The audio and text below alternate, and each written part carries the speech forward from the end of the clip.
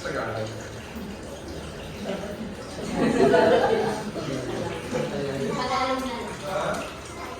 Marunong naman sa Tagalog kahit ako sa Tagalog.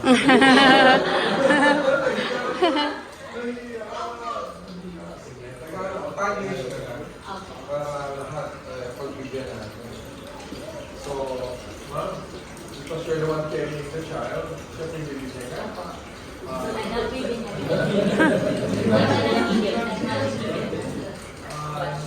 You give whatever he needs. You give whatever he needs. If he likes to play, let him play.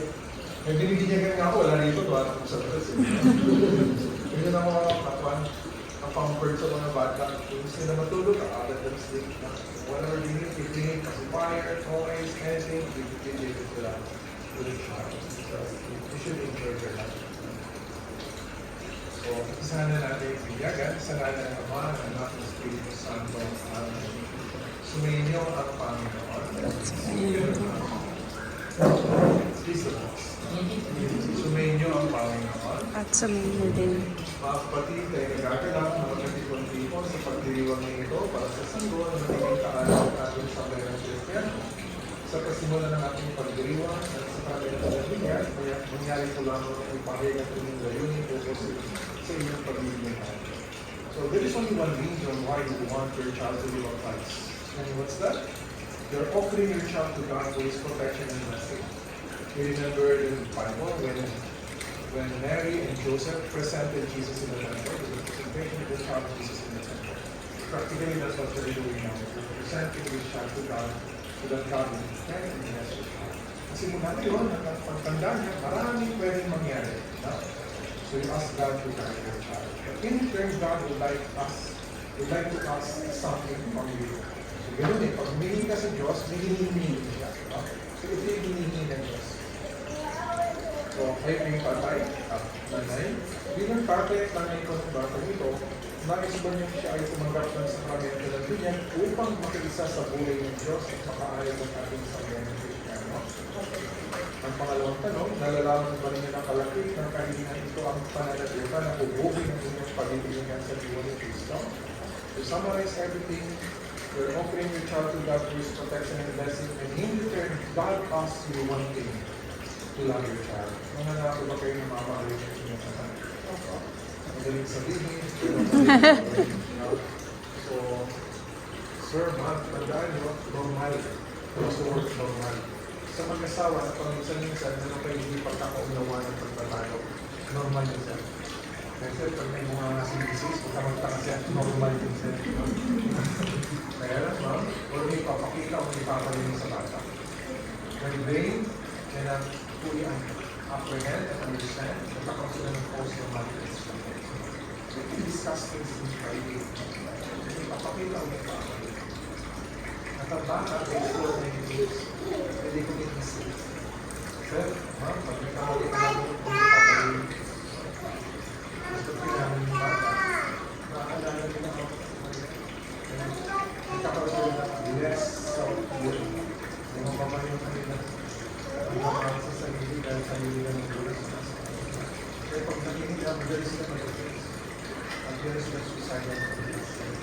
Hindi pa kalawa. Kaya yung mga disciplinary sa pagparaan. Hindi na sabihin na face the wall, yung self-organization, na may learn lang. I've never given physical punishment.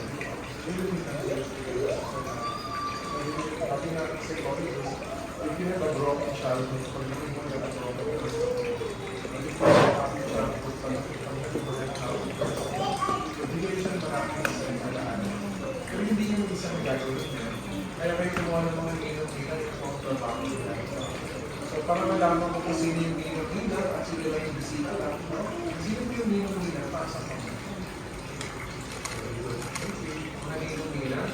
Bakit ninong po din? Kailangan ko sa kanya. So mga ninong-ninang, isa lang trabaho niyo. Kasi bang pwede nyo naman po yung ninong-ninang yung takapin nyo, uncle, auntie, kamag-anak, paglutan. Ba't sila ang pinuha nyo? Sabihin sila ang pinakamahalagang tao sa buhay nyo. They're the best people in the life of this world. Kaya pagkatapos itong bigan, kung wala ang relationship nyo, kaya hindi po ang nakapit. Ano ang tawagan niyo pagkatapos ng reject? Ano ang tawagan niyo? Mars. So, ninong-ninang, isa lang trabaho niyo. Kaya sinasabi ko, mga ninong-ninang, isa lang trabaho niyo. Pag hindi niyo pa magawa, nakakahiya naman kayo. Kayo pa naman yung pinagkatiwalaan. So, ano yung trabaho ng ninong-ninang? Tutulungan niyo si kumari na mahalin ang kanilang anak. No? So, tanong mo sa mga ninong-ninang, handaan niyo bang mahalin ang inaanak niyo? So, bumakas ng po pag rin ng Pasko, nagtatago. So, mamahalin din yung inaanak, ha? So, kayo naman mga ninong at mga ninang, nakanda ka kayong tumulong sa mga magulang na kaya yung pinanganak sa kanilang kalalaya. Bilang pinatawa ng sabay ng Kristiyano, kinagagalan kong tanggapin yung anak sa pamamagitan ng pagpupros ng kanyang noong. Mangyari po lamang na pupusan ko yung bata. Pagkapos ko po, ang susunod na pagpupros ay sinatang, sinanay, para sila ng mga. We're going to put aside the cross, the mark of salvation, and also the universe which chapter belongs to God. Tada! That's going to be Father, ha? Tapos sa akin, sinalinaw-linaw sa inyo.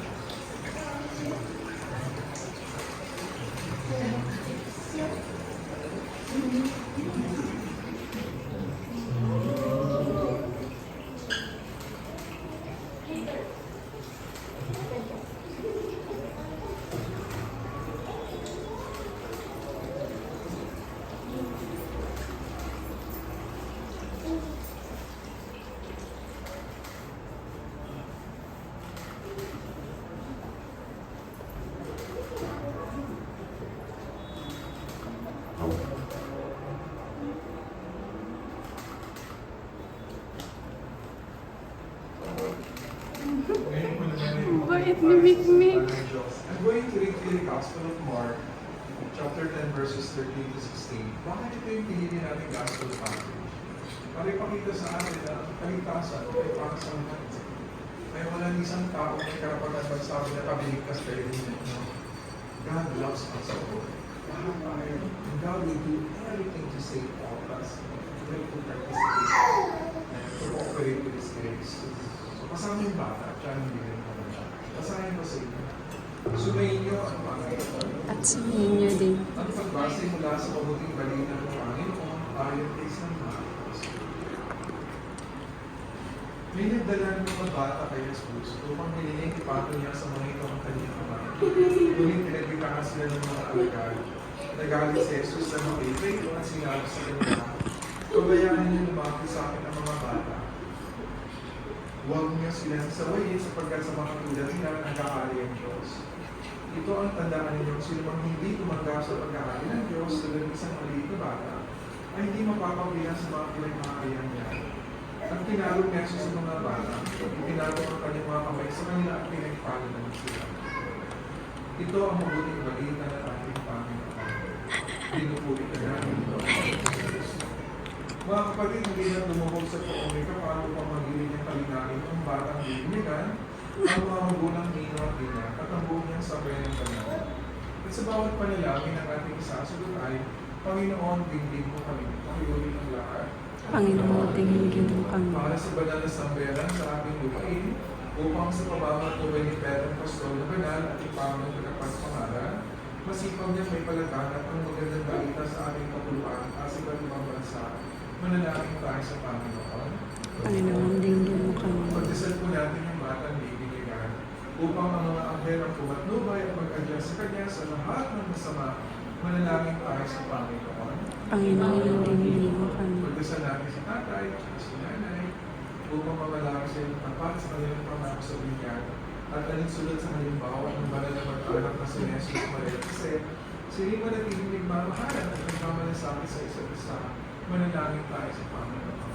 Panginoon, tingin mo kami. Pagdasal natin sila Nino, sila Nina, nawa palagi silang may magandang kalusugan, may maayos na hanap buhay, upang sa pagtubay ng ating Diyos Ama, pagkampanan nila ang tungkulin, tuwaman nila ang mga magulang sa pag-ubig sa kanilang pinaanak. Manalangin tayo sa Panginoon.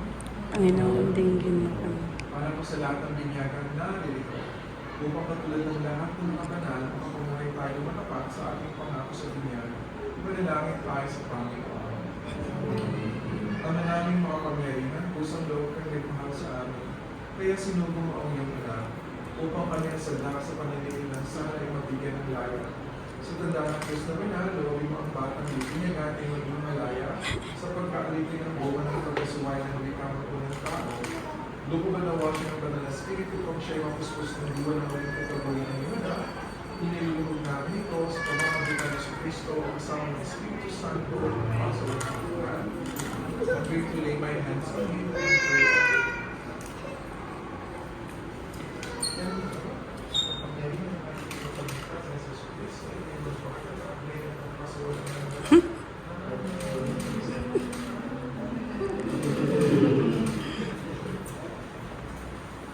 Ngayon ko naman ay papaspasan ko ang tubig na gagamitin sa pagbibigyan. Mga kapatid, halina natin sa Diyos ang katulad ng kanyang buhay sa mga sumasampalatayan ng pamilya upang ang kanyang paglufok at paglunat ay may dulot ng tubig ng kuskus ng kanyang pagpapaspas. Manalangin tayo. Ama namin makawak ngayong pinamukal mo sa bigyan ang iyong buhay para sa mga umaayos sa iyong sambayanan. Kapulit-pulit ka ng kanyang kailan. Ama namin mapagkalina pinagkakaisa mo ang tumanggap ng pagbibig niya sa tubig ng Espiritu Santo upang maging makapagbigyan sa Kristo na puri-puri ka ngayon kailan namin. Ama namin kapag biniligtas mo ang mga tumanggap sa Espiritu ng pagbibig upang magkamit ng iyong kapayapaan, puri-puri ka ngayon kailan namin. Ama namin mapagpala, hindi na mo ang mga bininyagan at ang masayang ipahayag ang mabuting balita ng Kristo para sa tanan, puri-puri ka ngayon kailan namin. Ama namin lumitaw na kapay paspasan ang tubig na nakalaan para sa pagbibig ng mga nandiyan para sa mga kasilas at pananampalataya sa bagay natin sa buhay sa kalangitan pamamagitan ng Yesu Kristo kasama ng Espiritu Santo magpapang sa walang hanggan. Amen.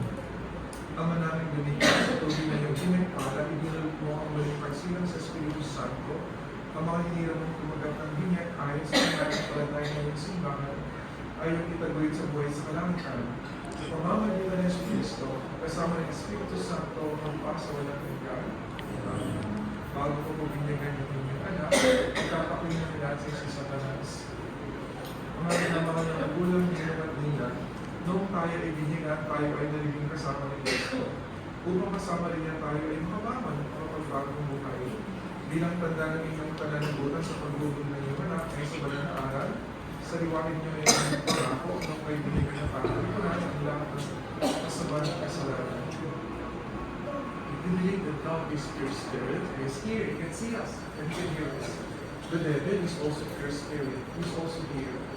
He can see us and He can hear us. Sasabihan natin si Satanas, stay away from this child. He has no right to harm this child because this child is being offered to God. And God gave your child a new reason to live. And this child has a right to be happy and the right to have good future and to have everlasting life. Kaya sa unang tatlong katanungan ay isasagot po natin na opo itinatakoy namin. So, unang tanong, mga magulang, ninong at ninang, itinatakoy ba ninyo si Satanas? Tinatakwil ko na. Pangalawang tanong, itinatakoy ba ninyo ang kanyang mga gawain? Tinatakwil namin. Tanong, itinatakoy ang kanyang pag-aakit? Opo, tinatakwil na. Pagkatapos natin itakwil ang isamaan, tanggapin naman natin ang pagkukulihan ang Diyos sa ating buhay at sa buhay ng mga pangilihan. Kaya sasagot po natin, opo sumasampalataya kami.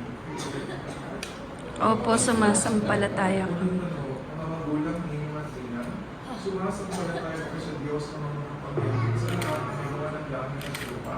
Opo, sumasampalataya ko. Pangalawang tanong, sumasampalataya ko kay Yesu Cristo, isang anak ng Diyos, Panginoon natin, pinanganak ng Santa Maria Virgen, itinakos sa krus na matay, inulit na buhay at kalulog sa kanya ng Ama. Opo, sumasampalataya kami. Sumasampalataya ko sa Espiritu Santo, sa banal na simbang Katolika, sa kasamahan ng mga banal, sa katatawaran ng mga kasalanan, sa muling pagkabuhay ng mga namatay, at sa buhay na walang hanggan. Opo, sumasampalataya. Kung ganun po, sa pananampalataya ang malagang natin pinakaya, ating gawin sa mga metro ng niya, sa pamamagitan ng Yesu Kristo, kasama ng Espiritu Santo, magpasa walang hanggan. Habang binibigyan ng tutulong ang inyong anak, lahat ng ninong ina, pagdasal niyo po inyong inaanak niyo. So, paligaran niyo siya. We're going to lay your hands and pray. Ano yung mga sample ng prayer? Halimbawa, sabihin niyo, Lord, sana maging maganda ang pinapasok na batang ko. Okay, Lord, ilayin mo ko sa disgrasya o sa mga. Anything that comes from your heart, it's probably ang pwede mo siya malagay mo kapag siya malagay mo at yung gagawin sa taas. So, ginong yung lay your hands and pray over.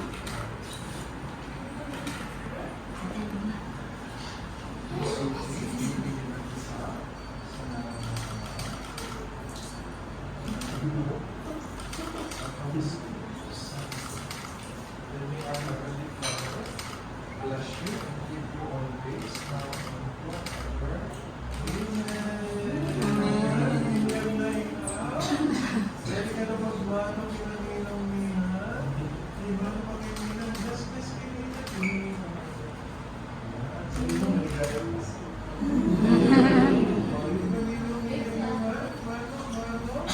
Ang dami nagmamahal sa kanya.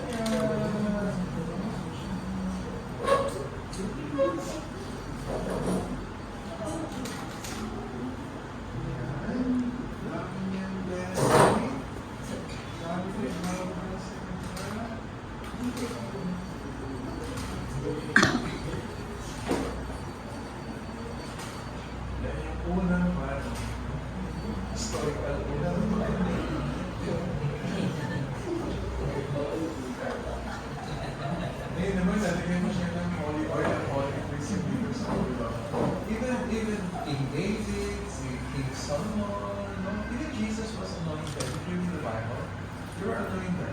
Ano yung symbolism ng anointing? It's a symbol that God dwells in you. Pumasok ng Diyos ang Espiritu Santo sa iyo. Parang sinabi na, I own you, I will bless you. Ngayon naganap na ng Diyos Ama ng Panginoon Yesu Cristo, ang muling pagsilang sa tubig at Espiritu Santo, ang pagpapahid ng langis sa ipa, kailangan ng paglunod ng Espiritu Santo sa muling kasinihan sa linya. Maging matatag nawa ang batang ito sa kanyang pakikisa kay Cristo, Panginoon, Panginoon at Propeta, ngayon at magpakailanman. Amen.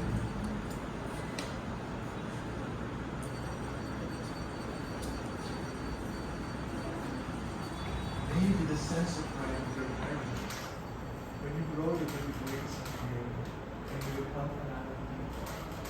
God will use you as His instrument of touch the heart of Him. Your mother and your father will be blessed because of you. Ano po siya ang super?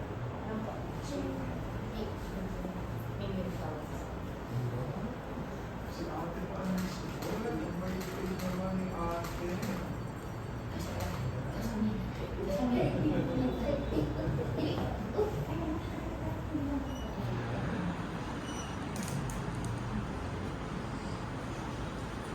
Ang damit pagbigan ay tanda na muling pagsilang kay Kristo at ang damit at managalan ng mga anak ng Diyos. Naway na natiling magaspan ng makitunod sa kanyang kanagalan hanggang matamo niya ang buhay na walang hanggan. So sa ilang sandali po, sisindihan natin yung pwede na natin na isuot. Pwede pa rin feels uncomfortable. Isuot na lang kay ate. Isang sandali lang po, sisindihan natin yung kandila namin. Hindi po sa posporo o light. Pag gusto ko sa malaking kandila. Bakit dito? There must only be one source of light. And this candle we call the Paschal. What is Paschal? Paschal is the passion, death, and resurrection of Christ. Once na yung ganun binablasan during Easter Vigil, dinadasal na Jesus as the light of the world. Si Jesus bilang ilaw ng mundo. So sila nilang yung magsisindi. Gusto ko niya nila yung inaanak nila. Parang sinasabi mo sa inaanak mo, kami magiging ilaw ng buhay mo. Kaya kami ilaw mo, yawag mo kami. It's a symbol that we are your light, we will join with you. We promise na bibisitahin ka namin. We promise yung mga mahalagang sandali ng buhay ko, nagulungan kami. Pag may problema ka, kailangan may aming guidance. Kami na ilaw mo eh. We're there. We were there. And even in the most difficult moment of your life. Pagkatapos po ng binyag, aalisin niyo po yung carbon. Alisin niyo po yung cardboard. Itong cardboard, may iwan kami ng minaw-minaw. We bring this home. Pagdating sa bahay, sulat niyo po yung pangalan ko na alam ko dito sa gilid. Isulat ko rin yung petsa ng birthday. Kano po birthday? July 17. So, lagyan niyo baptismal day, tsaka birthday. Ito yung dalawang days kayo. Nasa abroad kayo, malayo kayo. You pray for him. Kasi ano siya? Okay, tawagan niyo siya na birthday, baptismal day, we never forget. Pagkatapos ko ng binya, lahat ng kandila ibibigay sa magulang. Ma'am, hindi po totoo yung kasabihan pag nagkasamaan ng loob ng kumari ng pare ng sasabihin. Na may-ari na ganito yung anak niya.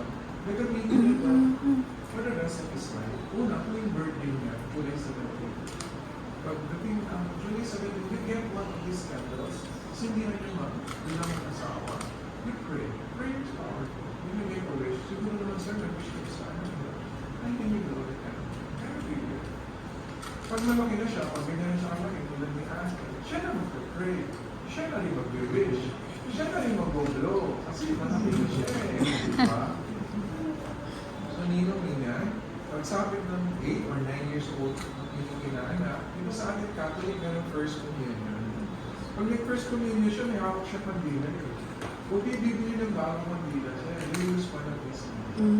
I-decorate pa na siya. Kahit gabago siya. Ninong-ninang, kung kayo yung umaten, atin po kayo. Pakita mo sa kanya na hindi ko pinakakalimot. Yung mga mahalagang sandali ng buhay na, oh, there for you. And then kayo lang po ito gagamitin, at they should flow. Di ba? Sa atin may kumpila. Pag kinumpil mo siya, may kandila ulit. Kung kayo bibili ng bagong kandila, for confirmation, you use one of the baptismal candles. At sa kumpil, may ninong-ninang. Kung kayo kumuha ng bago, kung sino yung ninong-ninang ngayon, kayo po ulit. Package deal po ito. Sinyahan kayo sa kumpil kayo din para maging close kayo sa kanya. Kasi pag palit ka ng ninong-ninang, hindi siya feeling close. Pag naging teenager siya, meron siya mga issue na gusto sabihin, mahihiya siya sabihin sa stranger. Pero pag close siya sa inyo, hindi siya mahihiya. Ninong, may problema ako. Kasi at least siya sa inyo. So kayo po yung gagawin, pag ikakasal na siya ma'am, di ba sa wedding may candle sponsors? Yung pagsunod ng dalawang kandila sa kami ng couple sa altar, ay sa pastoral lighter, baptismal candle na doon, baptismal candle na doon. Pag kinasal siya ma'am, may ninong-ninong din. Buhay niyo ulit sila. Ma'am, tawagin niyo sila to. Sabi mo, Mari, ang bilis ng panahon. Para kailan hindi niya ganyan yung anak mo. Pero yung kakasal na siya, maunahan ka pa nga. Bagal-bagal yun eh. Pwede bang maging ninang ka na sure. You see, because of one child, we created a bigger family. Eh, hindi ko makikita ang dahilan kung bakit hindi gaganda ang kinabukasan ng anak niyo. Huwag napapaliginan kayo ng mga tao na may Diyos ang puso. It's not beneficial for your child. Pag may sakit siya, o may problema, you pray and you use one of these candles. So, lapit na po kayo sa kandila, pwede na kayo magsindi. And you can share your lives to others.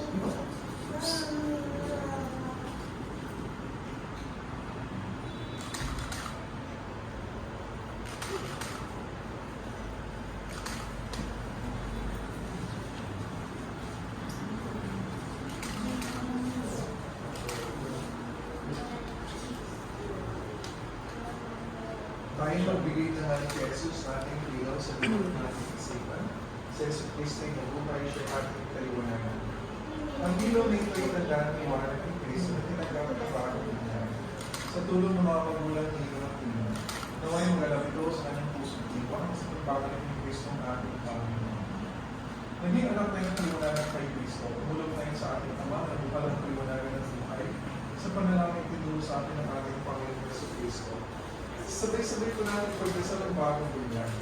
Ama namin, sumasasayan ka, sa bagay ng alay mo, napasaan niyo ng pangalan mo, sundin ang loob mo dito sa lupa para sa amin. Bigyan mo kami ng aming kakain sa araw, at patawarin mo kami sa aming mga sala, para na rin papatawad namin sa may kakasaan sa amin. At wala mo kami kayo tuloy sa puso, at yaman kami sa lahat ng masalahan mo. Ama namin mapagmahal, amin ay pinag-iwang sa kalamento na nagbibigay ng buhay at kamana. Habang paano kami liliman sa iyo dahil sa dating awa at biyaya. Paginapatin mo kami bilang mga magulang ni Martinang, ay manatiling matapat sa aming pinangako sa binyag. Inilulungkot namin ito sa pamamagitan ni Yesu Cristo, kasama ng Espiritu Santo, para sa walang hanggan. Sumayin niyo ang Panginoon. Sumayin niyo ang pagpalain kayo mga ngayon ng Diyos, Ama, Anak, Espiritu Santo. Amen. Huwag muna natin papuntayin nila ng kandila. So after this, ibigay ko yung certificate ng bata. Gusto punta tayo sa altar para mag-group picture taking. Kaya kasi hindi ko yung kandila. Mas malapit. At bago tayo pumunta doon, bibigay ko na yung baptismal certificate ng anak niyo. Kahit tayo kami hindi niya na. So, pagkabigay namin nito sa inyo, ma'am, pakibasa, baka wrong spelling, o meron siyang wrong dates, no? Pag mayroon mo kailangan baguhin na natin, ma'am. Kasi pag babalik mo ito dito, malaki na yung bata, kailangan ng bugalo, kami sa sinol, so, nilagay namin sa training, para pag baguhin niyo, huwag kayo tago. I-display niyo po sa dingding sa kwarto niyo. Para anytime yung kakayunahin sa school, sa embassy, for legal purposes, no? Madaling hanapin nasa dingding. At yung camera, yung cellphone niyo, sir, may camera. Picture na niyo ito sa mga, sir. At yung Pasko, sir, i-forward mo yung picture sa mga. So, ito na yung certificate of this year, may Suki, Sugar Humba, Liran, palagpakan natin. Yay! So, from here, nakit po tayo, napatayin po tayo sa ano na, enjoy the blue.